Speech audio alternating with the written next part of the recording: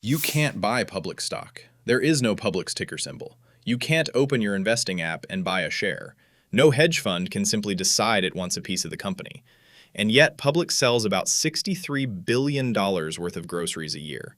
It operates roughly 1,440 stores, employs more than 260,000 people, and has become one of the largest supermarket companies in America, without ever going public. Even stranger, much of the company is owned by the people who work there. And that turns out to explain a lot about how Publix grew. Because while competitors chased new markets, acquisitions, and faster expansion, Publix spent decades doing almost the opposite, staying close to home, building stores slowly, and largely using money the business itself generated. That sounds like a disadvantage. Publix turned it into one of its greatest strengths. And we know that success wasn't inevitable because another supermarket chain once dominated many of the same markets, Winn-Dixie. In 2005, Winn-Dixie had about 920 stores. Then it went bankrupt. Today, only a fraction of that network remains. Publix went the other direction. So this isn't really a story about pub subs, clean stores, or friendly employees. It's about how a supermarket that refused to play the Wall Street growth game quietly built a $63 billion grocery empire. And now, in 2026, that model is facing one of its biggest tests yet. The Publix story starts with George Jenkins. In the 1920s, Jenkins managed a Piggly Wiggly in Winter Haven, Florida, the chain's largest store in the state. In 1930, at 22, he quit and opened his own. The timing was terrible. The Depression had begun. Businesses were closing. Customers were counting pennies. Jenkins opened anyway, because he thought grocery stores were worse than they needed to be. 10 years later, he made a much bigger bet. He closed both of his stores and opened one he called his dream supermarket. For 1940, the place was genuinely startling. Air conditioning, when air conditioning was a luxury. Fluorescent lighting. Terrazzo floors. Wide aisles. Doors that opened by themselves when your hands were full. Remember what this was. A grocery store. Today, nobody notices an automatic door. In 1940, it felt like the future. Jenkins figured out early on what most of his competitors treated as irrelevant. People weren't only buying food. They were spending 45 minutes inside a building, and how that felt was part of the product. That philosophy would eventually be captured in the slogan, "Where shopping is a pleasure," adopted in 1954, and it shaped everything after. But the slogan is the part everybody copies. The part nobody copied is what he did next. Jenkins wanted the people running the stores to own them. Today, Publix is the largest employee-owned company in the country. Eligible employees receive company stock through the ownership program, and eligible active employees can buy additional shares during designated windows. But those shares work differently than almost any stock you've encountered, because Publix isn't publicly traded. The stock is made available only to Publix associates and members of its board. You can't buy in because you think pub subs are delicious. There is no way in from the outside. Now, follow what that does to the business. A public supermarket chain answers to shareholders every 90 days. Did sales grow? Did margins hold? Are you opening stores fast enough? And when a public company wants to expand quickly, it has a tool Publix doesn't use. It can sell stock to the public and spend the proceeds. Publix overwhelmingly grows using internally generated funds and its own liquid assets. Profits from existing stores help pay for the next stores, the next warehouse, the next distribution center. The company can borrow money if it needs to, and it also sells private stock to eligible insiders, but it does not depend on public equity markets to fund its expansion. That's slower. It's also self-limiting in a way that can be protective, because a company that largely grows from the resources it already generates has less incentive to overextend itself simply to satisfy public market expectations. And it changes the incentives on the floor. In most supermarkets, a great year rewards investors the employees will never meet. At Publix, the person stocking shelves may hold shares in the outcome. Combine that with a long tradition of promoting from within, and you get something unusual in retail: careers instead of jobs. That matters more in groceries than in almost any other retail category, because the product is a commodity. Everyone sells the same milk. What differs is whether the store is clean, whether the shelf is stocked, and whether the person at the deli counter seems to care. Jenkins bet that taking care of employees would produce employees who took care of customers. Nearly 96 years later, the company is still making that bet. A great store still needs customers. Publix happened to plant itself inside one of the great population booms in American history. Florida had fewer than 2 million residents in 1940. Retirees arrived for the weather. Families arrived for jobs. Tourism exploded. Suburbs spread across the state. Every new subdivision needed a grocery store, and Publix was already there. But growing alongside Florida isn't the interesting decision. The interesting decision is what Publix did not do. It didn't take that success and jump to California, or Texas, or New York. It went to Georgia, then South Carolina, Alabama, Tennessee, North Carolina, Virginia, and in 2024, Kentucky, its 8th state, and every one of them touching the last. That looks timid until you understand grocery economics. A supermarket 1,000 miles from your nearest warehouse is an expensive supermarket.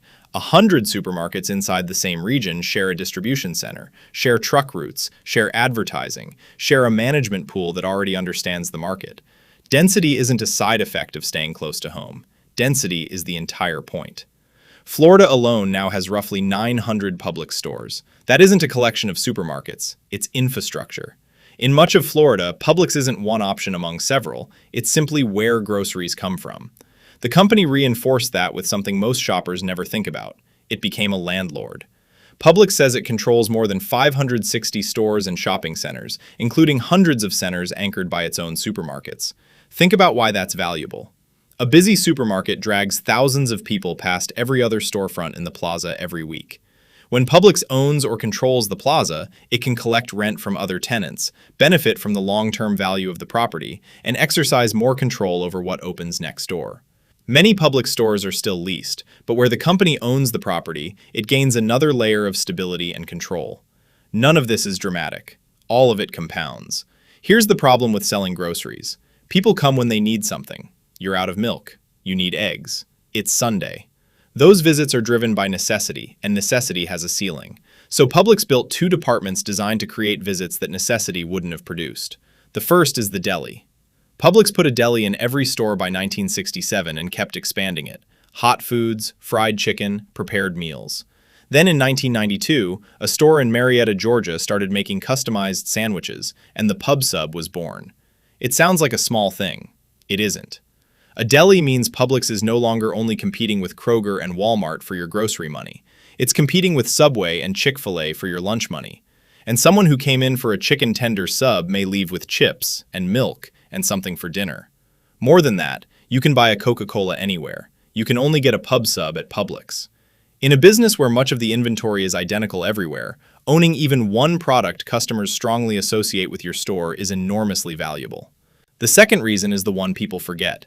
In 2007, Publix started giving away antibiotics, not discounting them, giving them away.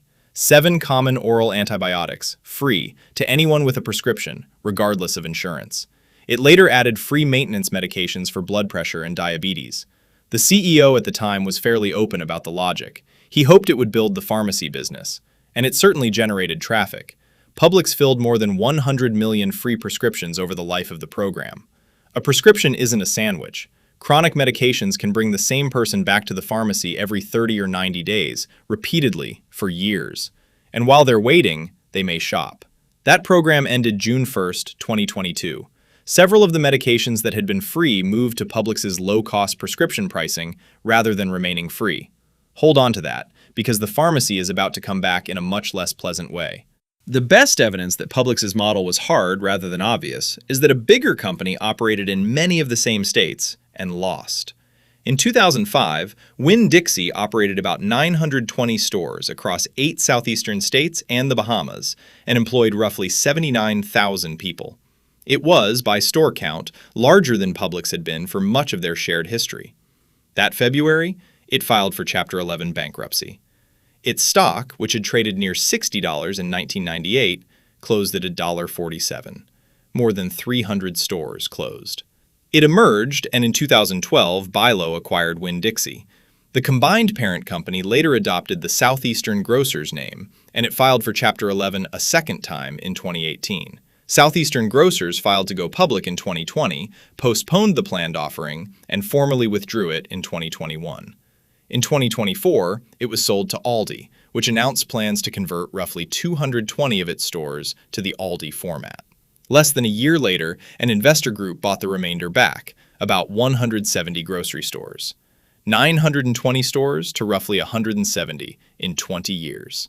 Same region, many of the same customers. But while Winn-Dixie's network was dismantled and repeatedly restructured, Publix grew from about 875 stores in 2005 to more than 1,400 today. Winn-Dixie's collapse had several causes.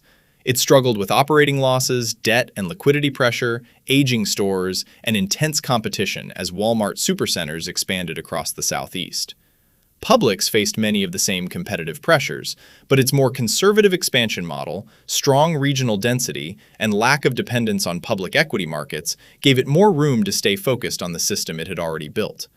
The strategy that looked slow in 1995 looked a lot better by 2005. Which brings us to right now.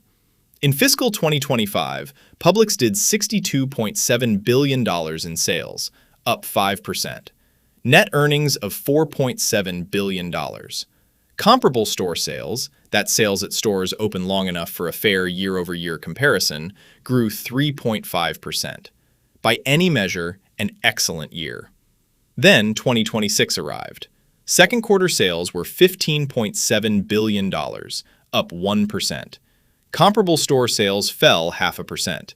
For the first half of the year, they were down 0.3%.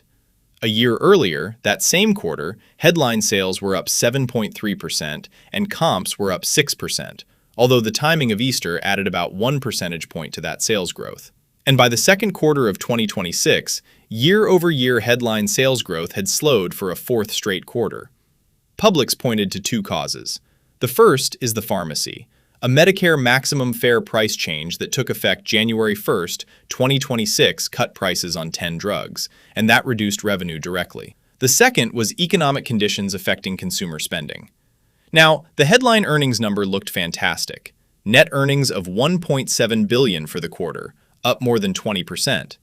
But Publix holds investments whose paper value swings with the stock market, and those swings run through earnings.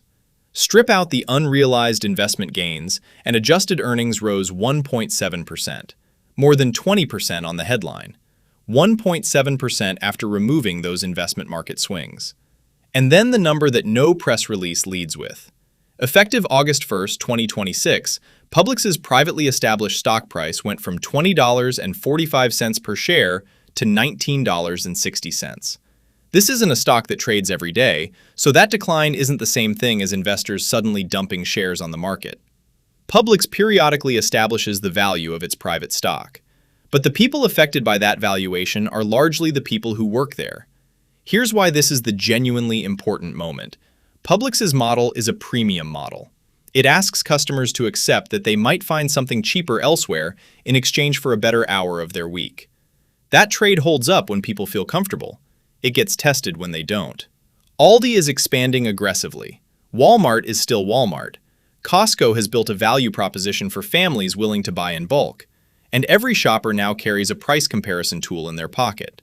Publix cannot charge whatever it wants because the deli is good. So what actually built this? Not one thing. That's the point. And it's also the defense. Long-tenured employees who own a piece of the company can provide better service. Better service builds customer habit. Habit fills stores. Full stores justify another store nearby. Nearby stores make distribution cheaper. Efficient distribution helps fund the next store, largely with the company's own money on the company's own timeline, without public shareholders asking why it isn't in California yet. Each piece pushes the next one. That's a flywheel, and it took nearly 96 years to spin up. Which is exactly why it's so hard to attack. Walmart can order better service tomorrow. Publix could cut prices next week. Aldi could build a bigger deli. None of that recreates decades of habit, culture, distribution, real estate, and a name that 3 generations of Floridians grew up with. But that flywheel was built for one place, Florida, at a very specific moment in its history. In Florida, Publix is the incumbent, and the question rarely comes up. In Kentucky, Publix is the new store in a market where Kroger has deep roots going back to the 1920s. And the shopper walking past has a perfectly reasonable question. Why would I switch? That's the test. Not whether the Publix model worked, it clearly did, and there's a Winn-Dixie shaped hole in the southeast to prove how hard it was.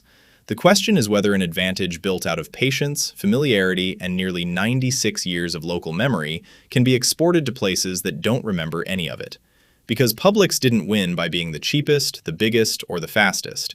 It won by becoming extremely difficult to replace. The next chapter is about whether that's a strategy, or just a very good description of Florida.